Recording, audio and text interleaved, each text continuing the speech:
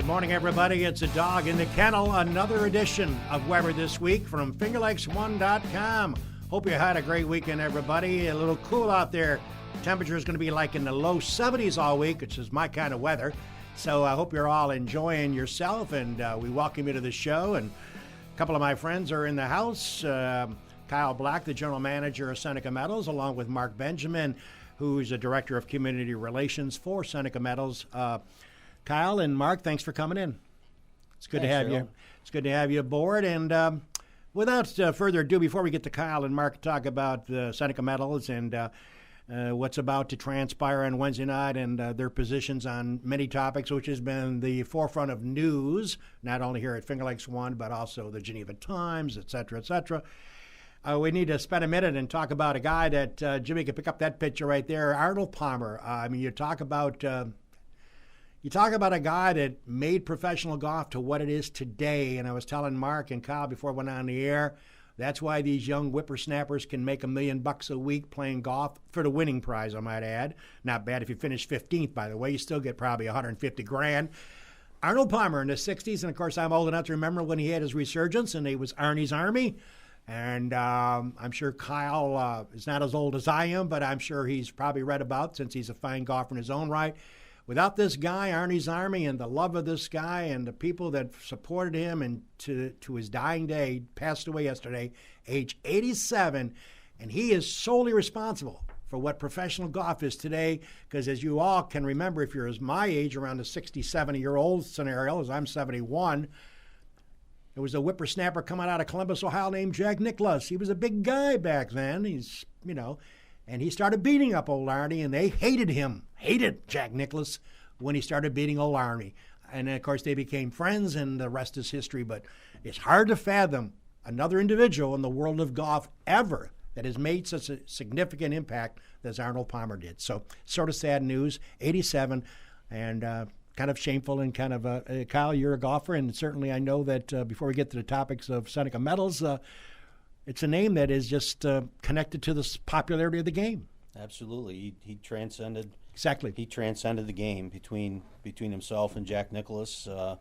They really bought what was a very private game out to the masses and the public, and he was one of those masses public guys that got the blue collar working guy involved in the game, not just the country club types. So.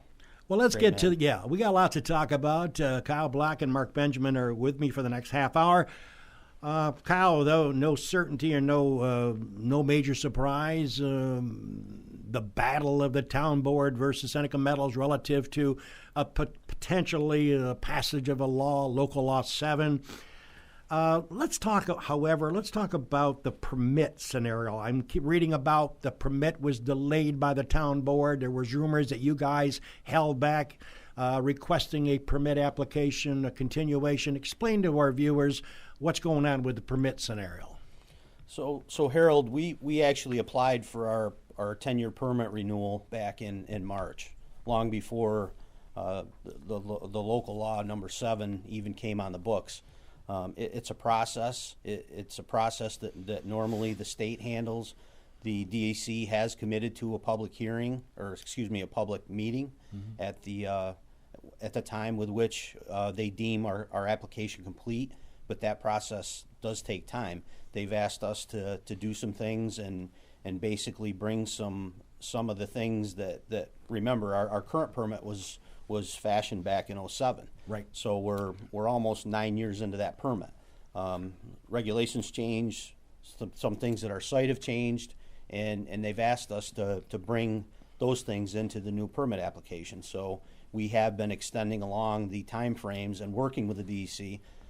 Back when we were on your show here earlier this year, we spoke about how we're meeting with the DEC almost monthly to go over the issues that we've been having and our action plan, which, quite frankly, we're pleased with the progress. The final capping project is moving along well.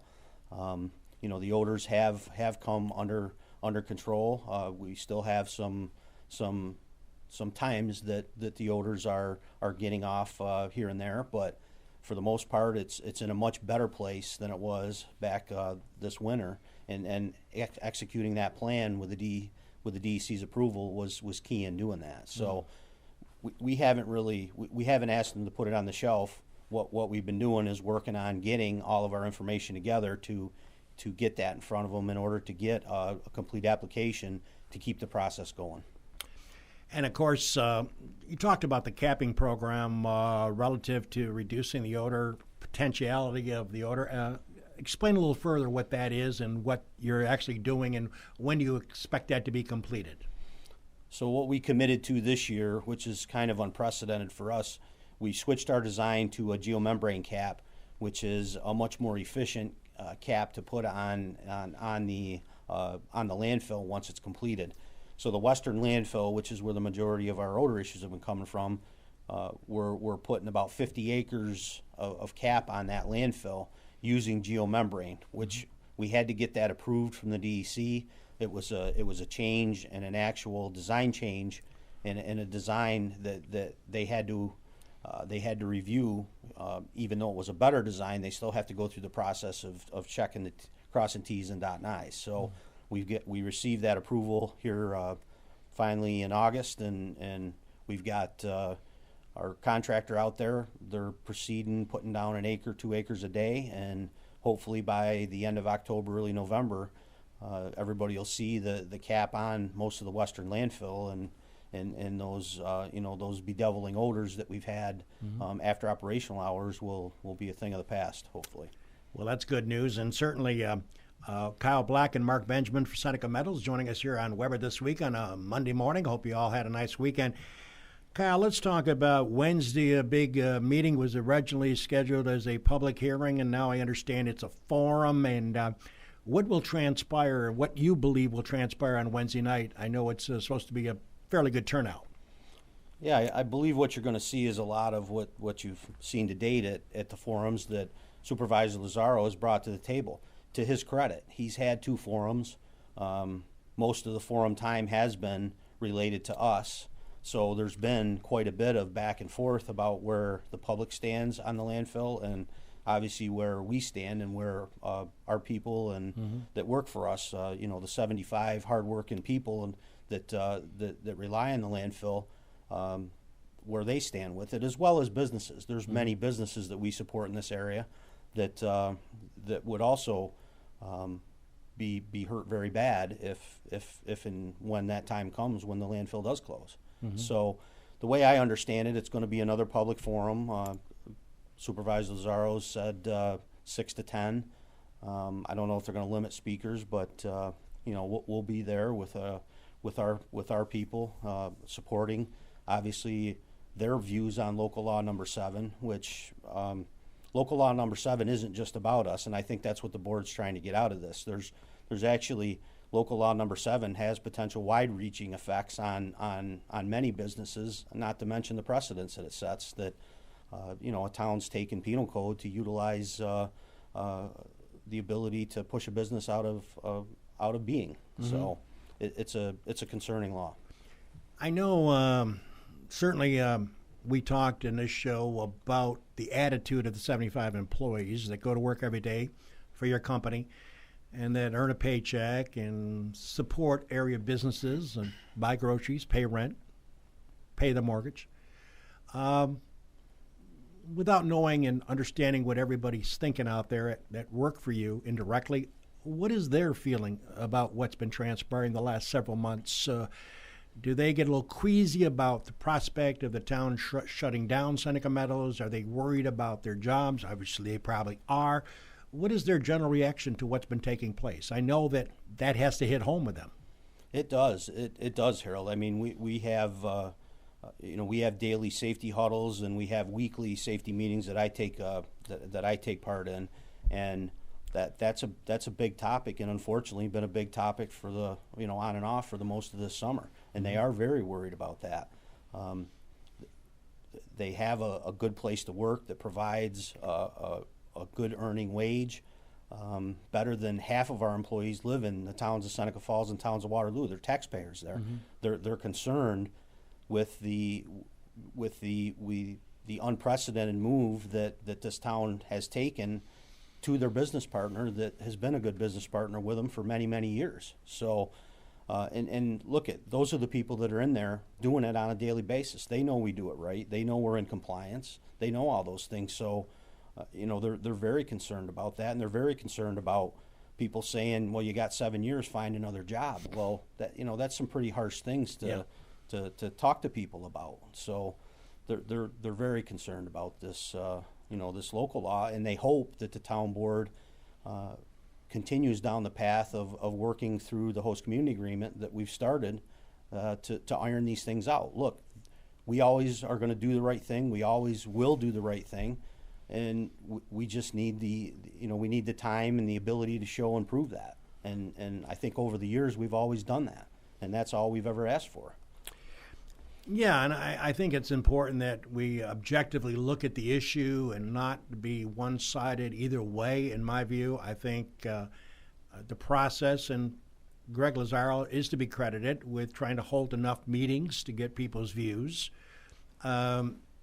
I guess the thing that bothers me or concerns me, and it's just my personal opinion, has no reflection on Jim's FingerLakes1.com, is the fact that it would appear to me anyways, as I try to watch it on Channel 12, I'm not sure I could stay awake if I went to the actual meetings, but I must say some of the people come up and hammer on the same point over and over again, and I would hope that maybe, Greg can limit that because without mentioning people's names, the same topic, same discussion, same comments. And to me, I think it gets a little redundant after a while. That's just my personal opinion on what's transpiring.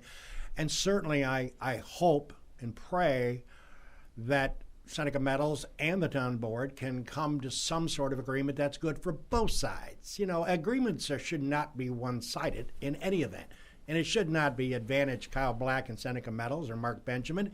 It should be something that both sides sit down, and they certainly have tried this many times, to work out an agreement that's good for both sides, that you both can agree on. And I think that's my personal view on what's been transpiring. And I've been a Seneca Falls guy pretty much all my life. I smell the odor once in a while during the summertime. I would not come on this show, even though it's my show, to say I've never smelled the odor. That's unfair. I have. My wife has. But I got to admit, the last several months, I have not really made that a factor. And I drive around the highways and byways of this county quite a bit. I've not seen that as an issue personally. And I'm not saying that because you guys are in the studio as my guest this morning. I just don't know that we need to be a little reasonable on both sides of the fence here to come to a remedy without, and again, personal opinion, without going to court. Because if my view is, if this gets into litigation and it gets down to a point where something happens arbitrarily and it has to go to court, we could be in court a very, very long time. Because I don't think that Kyle and his management team are going to say, oops, you're right, we're going to shut down the tents and remove all the employees. And I don't think you want to go there either, Kyle. No, absolutely not, Harold. Court and litigation, the only winners there are the lawyers and the judges that we elect. So exactly. that make judgment upon upon what the law says and what the facts are. And the law and the facts is what we work within every day. So no, we don't want to go to litigation. We want to continue down this path of compromise and working through the host community agreement. That's why we had a host community agreement with this town, and a very successful one for both the town and the business and our business as a business partner for the last 15 years. Mm-hmm. And the other key factor here is let's not forget what we're talking about is we're talking about the renewal of a permit and airspace that was already approved both by the DEC and by the town board. Now, not this town board because none of these members were on, but a previous town board. Right. And all of these mitigations and all of these components that are in it were discussed and were agreed upon. And we're actually, as I said with the DEC, we're bringing additional stuff to the table because we have sat at these forums and we do listen to the people, and we don't want to be a nuisance to neighbors and to tourists coming in, and we're working very hard to make that reality going forward. And that's the compromise that we're willing to seek to continue to be a good business partner with the community and with local businesses and with the town.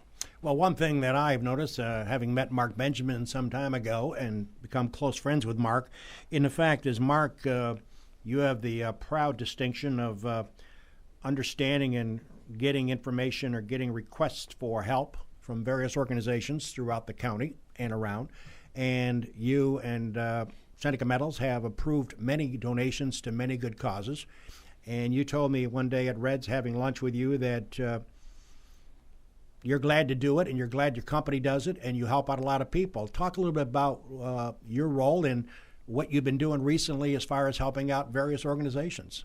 Sure. Thank you, Harold. And again, thank you to you and Jim and Finger Legs One for having us on.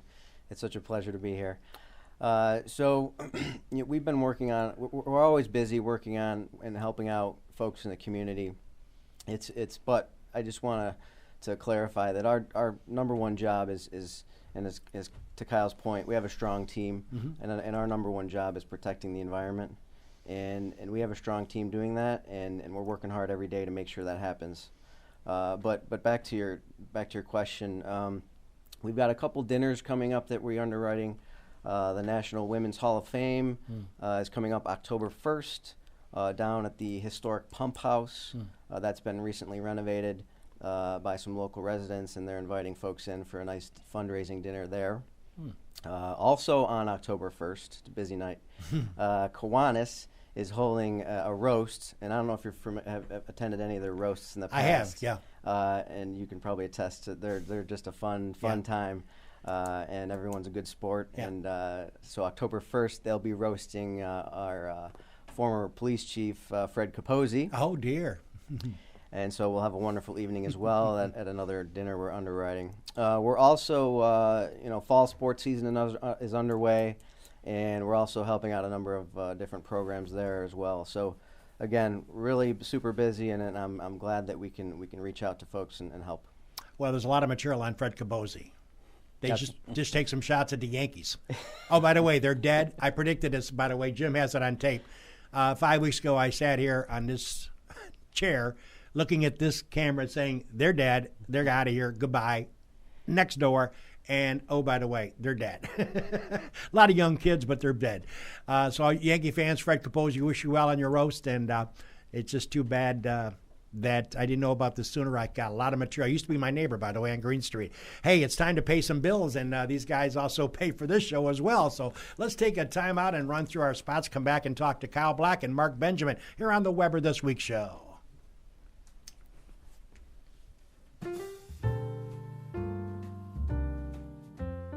Cayuga Lake National Bank. Visit Bill Ryan and his team for all of your banking needs. Offices in Union Springs and Aurora, a fine sponsor of this show for over 30 years. DA Liquor on Bridge Street in Seneca Falls. Amy Padula and her team will find the right spirit for you every time. When you stop in, tell Amy the dog sent you.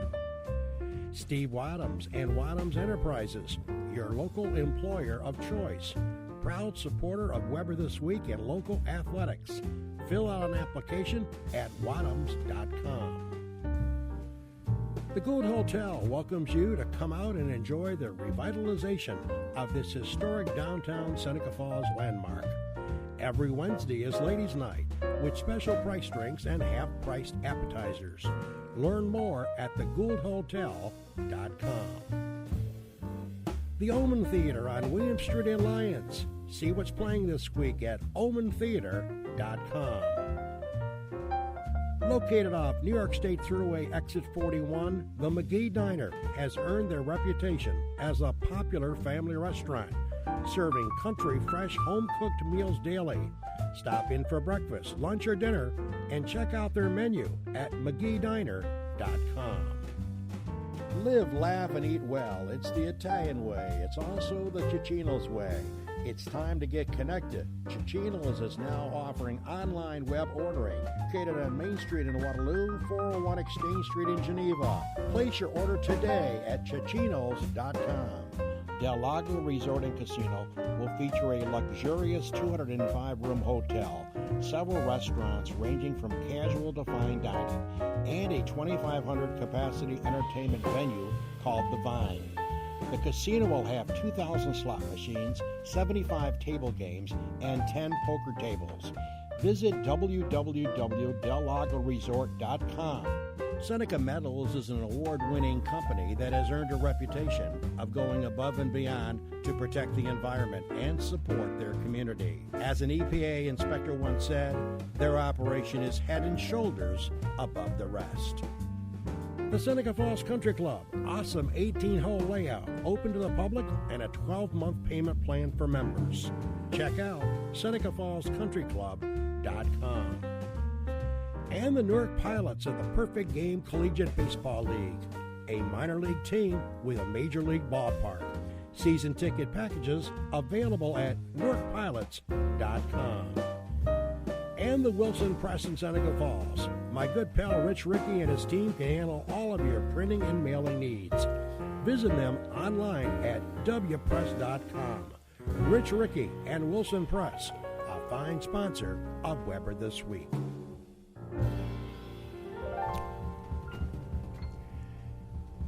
Welcome back, everybody. It's a dog with you on a Monday. Hope you're all having a good Monday morning. Just 70 degrees all week, talking like 71, 73. I mean, I could live with this every day of the year. I love it. I don't like the 92 stuff, but kind of like the 70s. Hey, by the way, let me give you a couple rundowns on who's coming on the next few weeks, and then we'll get back to Kyle and Mark. Next week, a gentleman who I met at a Newark baseball game. I always like to get judges and attorneys in here to talk about their role in the various counties. He's from Wayne County, Newark, New York. Mike Miller will be my guest next week. Mike is a judge and also a fine attorney. He'll be here talking about his role in the governance of being a judge and an attorney. So he'll be here next week on the show. We'll find out what's happening in Wayne County as far as crime and punishment and all that stuff goes on.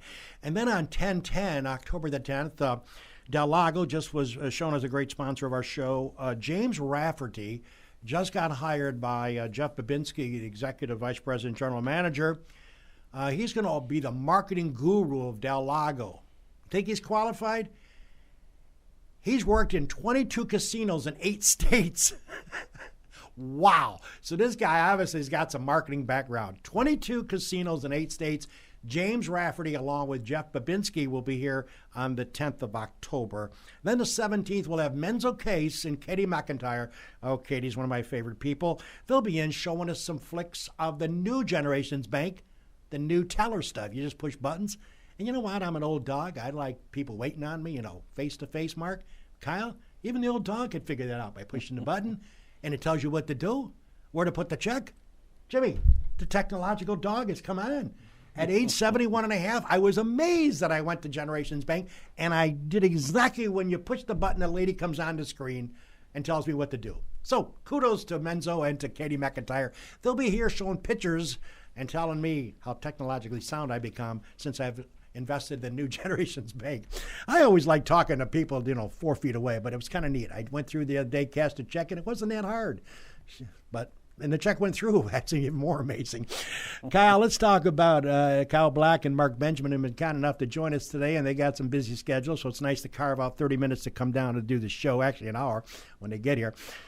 Kyle, we talked about Industrious, Seneca Machine, Gould's Pumps, Sylvania, on and on. The heritage of Seneca Falls talks about some of the companies aren't obviously with us anymore. But I think it was a key point we talked before you came on the air regarding, the view of what industry is supposed to mean in this town, in this village. Now it's a town. Talk a little bit about the industrial side of things. Yeah, Harold. Again, I grew up here, graduated from Minders. Seneca Falls has a long and rich history of industry that has been the core base supporting this area. Obviously, the wineries and the tourism and all the other great things that have spawned from this area continue to enrich the livelihoods of both both the residents and the businesses that have come with that. But the core base is industry. You spoke of Seneca Machine, sure. Sylvania, Guaranteed Parts. There's been numerous the depot, numerous industrial jobs that have been lost, and that core is ever shrinking. Which frankly is why taxes keep going up, because you need you need people to Right. to be there to support the tax base. So, and you need jobs and industry to do that. So, we have our industrial park across the road. We earlier this year welcomed Finger Lakes Rail in. We leased them a piece of property. They're basically transloading grains and things like that. We're also working behind the scenes with other industrial potential partners that can come and share that piece of property and hopefully bring jobs and business to Seneca County. We offer a very unique setting over there with the transload capability of the trains. That basically opens things up to international markets. It also with our energy facilities over there, it also affords us the ability to potentially provide low cost energy, which in this day and age, I think we're kind of we're in one of those places where we take that for granted now because our country's done such a good job of stabilizing the natural gas and the petroleum products that we also much use every day.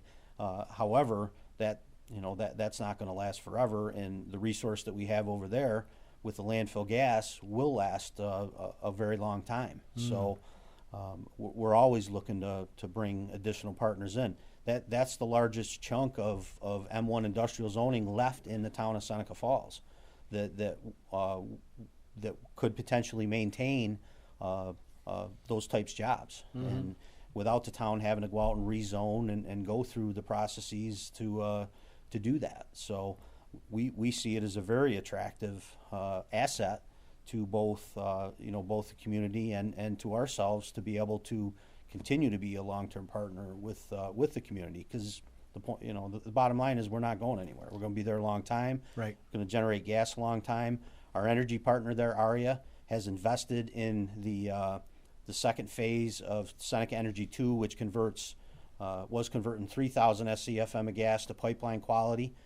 They're going to double that down by the end of the year and convert 6,000 SCFM of gas to pipeline quality gas. So the opportunities there are real, and we continue to explore them, and hopefully hopefully we can partner with Seneca Falls and the development agency there. I know Mark's been working with them quite a bit to work with them in their mission statement to try to bring more industry back to Seneca Falls and bring that that good paying job tax base here.